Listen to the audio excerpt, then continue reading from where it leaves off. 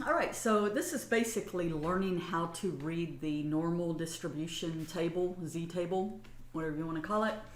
And so it says assume that the significance level alpha is 0.1. Use the information to find the p-value and the critical values. So it says Z is 1.70,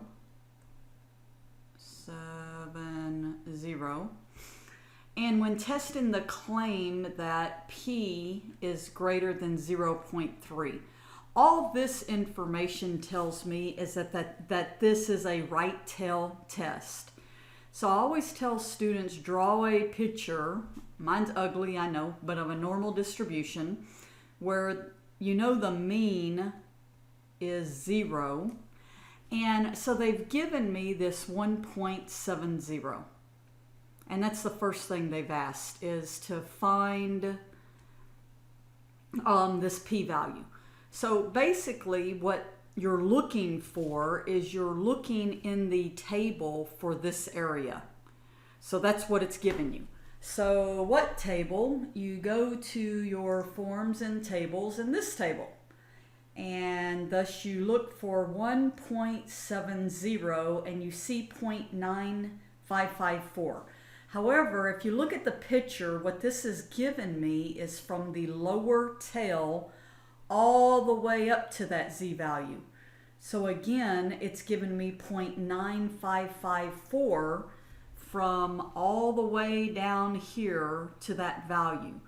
Well, I don't want that number, 9954. I want this area. Well, if you remember the definition of probabilities, that all probabilities have to add to 1, so the area under this curve adds to 1. So to find this area, you would simply take 1 minus this value that we found, 9954. And that would give you the 0.0446 that you see over here answered. All right, now the second part of the question is asking you where the critical values are. I know there can only be one critical value, and in other words, and let me just go ahead and draw another curve. I know there can only be one critical value because this is a right hand.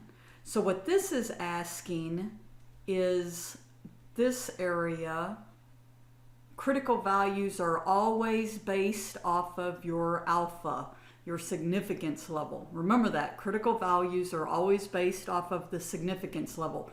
So I'm looking, they've told me this area is 0.1. So remembering the table gives me all of this area. So if this area is 0.1, then I apparently need something, and again, let's just say 1 minus, let me write it like that first. So if I do 1 minus 0.1, I see that I'm looking for the area closest to 0.9, and I'm going to write it as 4 digits because that's the way the table is, if I can write. And so I'm looking for the area in the table, okay, that cuts off this 0.90. So I go back to the table and I look within the table and I try to find the value that is closest to 0.90. And it kind of looks like this one's closer than that one. And so I read the 1.2 and then under the 8. So what this is saying, 1.28, which would make sense because this area is larger than this, is that what's cutting off here, 1.28, gives me that area of 0.1. So that's how to read the table, and it does take some practice, but remembering if you're looking at the right hand area, you have to do 1 minus. If you're looking at a left hand area, you just pick the value in the table, okay? And if you're looking at area in between two values, that's where you subtract the two values.